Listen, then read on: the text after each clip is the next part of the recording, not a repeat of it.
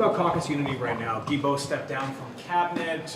We haven't heard from many BC Liberal MPs since the MOU talk began earlier this week. Are you unified? Are there divisions within caucus? Quite unified. There's always discussions, and I certainly wish Mr. Guilbeault well. Steven's a great guy. He's a very good colleague, and we'll continue to work together. It's not really a good look, though. A cabinet minister resigning. I mean, different than Chrystia Freeland's resignation, but on the day the MOU is signed, you have a cabinet minister who's resigning out of principle on this. How do you explain that to voters? That's your interpretation. I wish Steven, like I said, nothing but the best. Thanks very much. Thanks. What do you think of Liberal unity right now? Steven Guilbeault stepped down out of principle from cabinet over this MOU. Are you unified? Are there divisions? We're absolutely unified. There's all kinds of room for different opinions in our caucus, or there always has been. These are constructive conversations that belong inside the room, and by and large they have been. So I have absolutely no concerns about the health of the caucus in the state of unity, none whatsoever. It's not exactly a good look, though, having a minister resign out of principle on the day the MOU is signed. Well, look, he's dedicated his life to climate issues, and it's completely understandable that he would stand on that principle. Does that mean that there's a cancer spreading through the caucus? Absolutely not. What do you say to voters who might feel the same way as Steven Guilbeault, who are not happy that some of the environmental policies of the Trudeau era are basically being dismantled by the new Prime Minister? Give it time. What the MOU does not mean that there will necessarily be a pipeline. There is a pathway to a pipeline that involves all the checks and balances that will keep those voters happy. Sousa, what do you think of Guilbeault's departure? Let me unpack a little bit, if I may. Sure. Steve Guilbeault's a great guy. I have a lot of time and respect for him. I appreciate all the work he's done over the number of years. You know, as Chair of Defense, I really care about critical minerals, and I care about the opportunity to enable Canada to compete, succeed, and protect our sovereignty. As former Finance Minister, I'm also very concerned about our economic sovereignty and ensuring that we maximize our potential right across Canada. And that's important. I think critically important out of all of that is our future when it comes to the environment and being good stewards and being at the lead when it comes to how Canada is respected around the world for taking some of that leadership. There's a lot of green initiatives that we still need to do. And the question is, can we do all three? I believe we can, and I believe that the concerns that this government under Mark Carney, who himself is a champion of the environment and the economy, and I think we're trying to maximize that potential on all sides.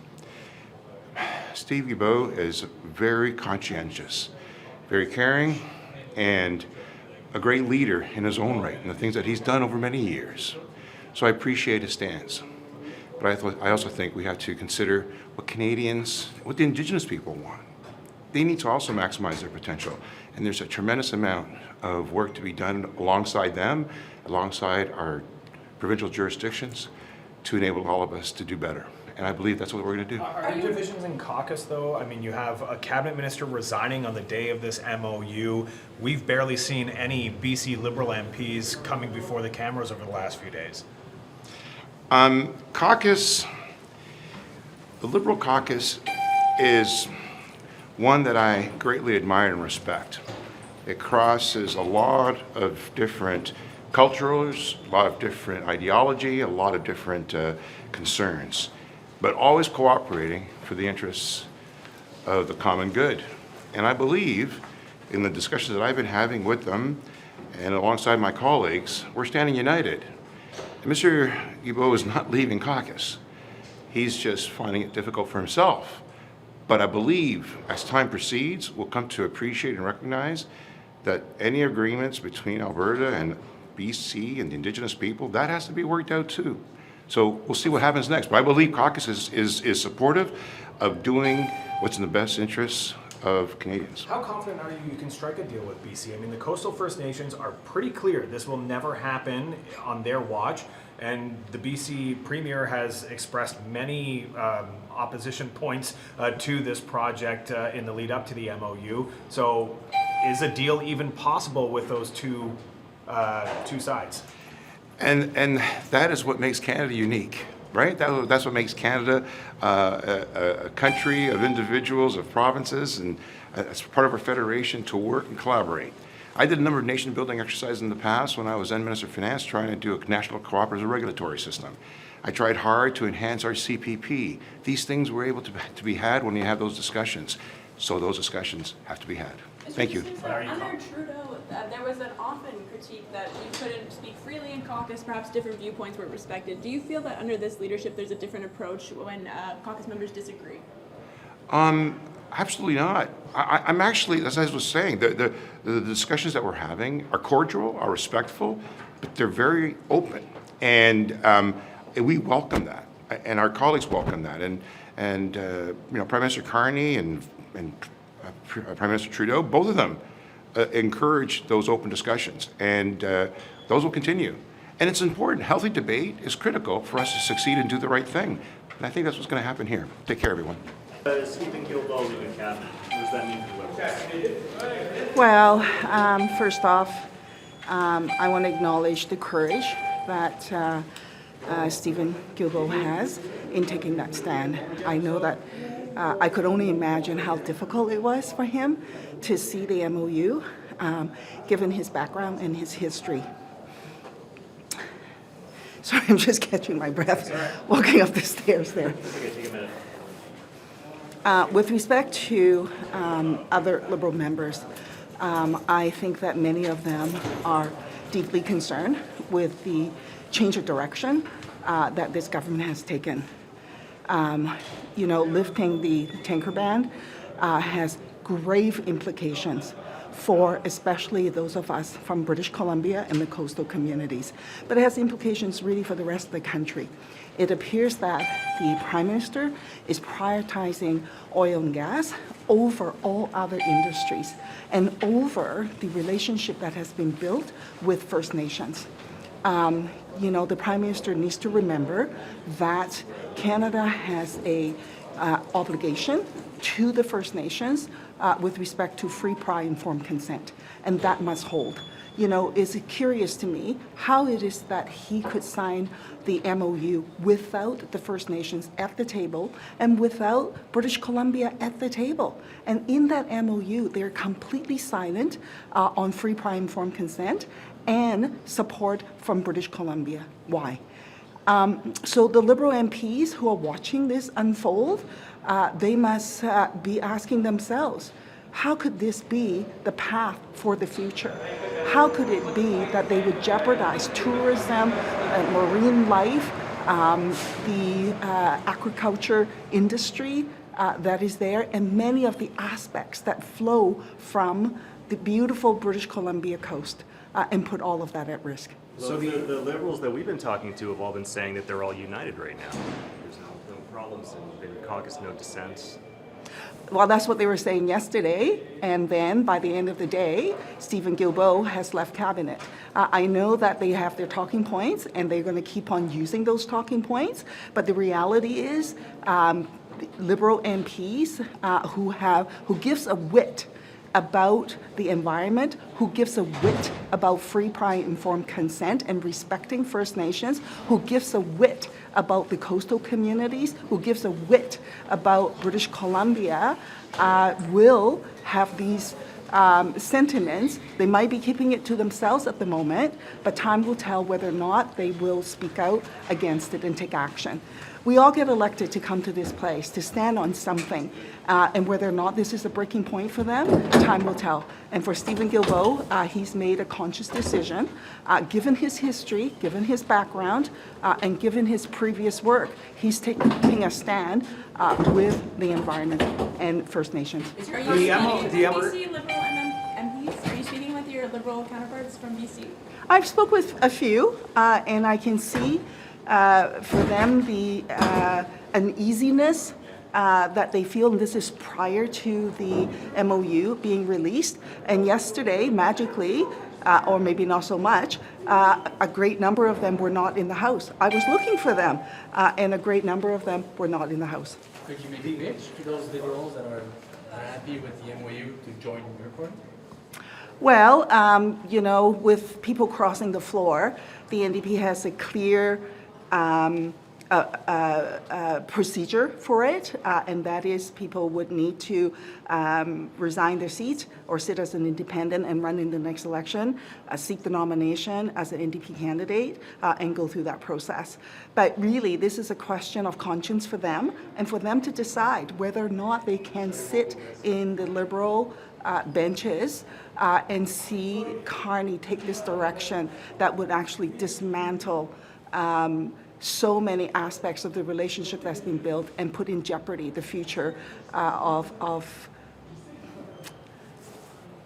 our environment and I would say Mother Earth. The MOU says that they will start trilateral talks with BC, as well as talks and engagement with coastal First Nations, impacted First Nations. How likely in your eyes is it that a compromise could be made here with the talks moving forward? Well, some coastal communities has already come out and said that lifting the tanker ban is not up for negotiations. Some coastal community First Nations have already come out to say that they will not be a partner in this dismantling of their way of life. And so, you know, I think what the government should have done right from the beginning, if they were actually sincere in wanting to find a path forward collaboratively, they should have had those partners at the table. But they did not. They signed an MOU without them at the table.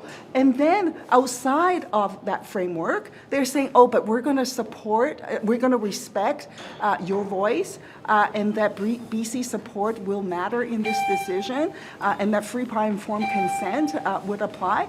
Well, if that's the case, why isn't that language in the MOU? You know, we've seen the Prime Minister talk out of both sides of his mouth. This may well be yet another example. So you don't think there's going to be a compromise here? Well, as far as I can see, and it's not a decision for me to make, so it would be a decision for the First Nations involved for them to make that decision, and of course the province of British Columbia. But as far as I can see, as I indicated yesterday, the trajectory in which this is going, if the government insists on lifting the tanker ban or even changing it, you know, this is the path of building a pipeline to the courts. It is a pipeline to nowhere but the courts. And I have one more question on this. BC Premier and your party have been very clear in your opposition to the idea of a pipeline to the coast, but Angus Reid Institute survey finds that 53% of British Columbians are in favor of the project. So how do you square that with the public opinion polling on this project and your position on it? Yeah, I wonder whether or not, if you ask the question, if British Columbians would actually support lifting the tanker ban. And if only we 38% of, according to this poll, 38%, so only 2 in 5 British Columbians actually want it to remain in place as it is. A majority, or more of them, not a majority, but a plurality of those polled said that they would support either a complete repeal or a partial repeal for this project. Yeah, so I was going to add the other component as well, which I think, no worries, which I think is actually critical, right? Because people need to know what's at risk, what's in jeopardy. You have an oil spill, and it would absolutely decimate not just the environment, but industries for decades to come. And if it would ever actually recover. Marine life, seafood, for example, is a huge industry in British Columbia, and that would absolutely decimate that. If you think about tourism, people come to British Columbia for the beautiful coast. And imagine if you had an oil spill, the implications of what that would look like.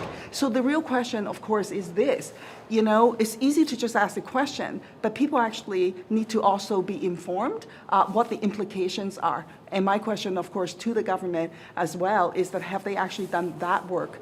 And set all that aside for one moment. There is a fundamental question, which is actually spelled out in the Charter, and as well as the government's commitment to the UN Declaration for the Rights of Indigenous Peoples. Free, prior, informed consent is a must. And how are they going to get through that component? Because we're talking about destroying ways of life for First Nations. And guess what? The Canadian government, Canada tried that already, of course, in its history, right? And Indigenous peoples have been resilient, and they have, preserved their way of life, and they're working hard to make sure that there's no erosion on that, no attack on that, and this could well be yet another attack on First Nations way of life that resulted in Canada's horrific history that we all know, and we should actually learn from that history and not repeat it again. Is your party actively trying to court any of the Liberals to your party? Well, that's not a question for me to answer. I am just sitting here, and I know the discomfort that many of the Liberals actually feel. Some of them have expressed that to me about this situation. And so, again, this is a decision for them to make, and they're going to have to square this circle. Thank you. Thank you. All right. Think Guilbeault resigning means for Liberals supporting Quebec? I don't think it means anything. I think that yesterday's announcement was a good news story for Canada. It was building the Canadian economy. It was showing that we are working with provinces, which is something that Quebec always wants. And it's also showing that we're stewarding the environment. I mean, the deal that was made with Alberta actually helps the environment. It doesn't hurt it. So I think it's a good news story all around. Guilbeault's pretty popular in Quebec. Do you think that that'll have any ramifications in terms of Liberal support? He's a member of the Liberal caucus. I think one of the things that this shows, again, is that the Liberal Party is the one party in Canada where you're allowed to have a diversity of views. And our caucus has a diversity of views, and I think that's a strength because Canadians have diversity of views. Are you concerned it's going to hurt the party in those sort of NDP Liberal split ridings, especially in Montreal and in Quebec? Or Again, I think we need to just tell the story. This is a good deal for Canada. It helps us do what we said we were going to do in the election. It's building Canadian jobs. It's growing the Canadian economy. It's making us more independent. And it's working to steward the environment. The deal with Alberta actually increases industrial carbon pricing in Alberta to $150 from what I think it is about $25 or $30 now. Guilbeault was the Quebec lieutenant. This is a particularly interesting time for Quebec issues. Is this a job you would be interested in? Who do you think would be good at this? That's up to the Prime Minister who is fixed for anything. Have a great day, guys. That's not a no. resignation of Guilbeault yesterday. What do you think it means for the Liberal Party? Well, I can't speak on behalf of the Liberal Party, but I think that it takes a lot of courage, and I mean, clearly, what the Liberal government's doing doesn't line up with his values. So, I think, good on him for standing up for his values. Would you welcome any BC Liberal MPs? No. Concerned about this to your party? No, we have a clear, policy that if somebody resigns from a party and they want to run for the NDP, they can resign their seat, approach the local federal NDP EDA, and see if they can get the nomination, and then they can run in a by-election. And should they go through that process, then they'd be welcome in our caucus. So. What kind of pressure do you think BC coastal Liberals are feeling right now? Did you see a BC Liberal here today? No, I didn't either. And so, I think it sends a message, hopefully, to Mark Carney that his love-in with the Alberta UCP isn't going to go well in British Columbia. And so, not a single BC Liberal was in the House of Commons today. So I think that sends a message, and maybe they shouldn't be hiding. They should be showing up and standing here in front of you and answering questions. That's important. So that's what it takes when you stand up for the coast and you're a true British Columbian. Thank you.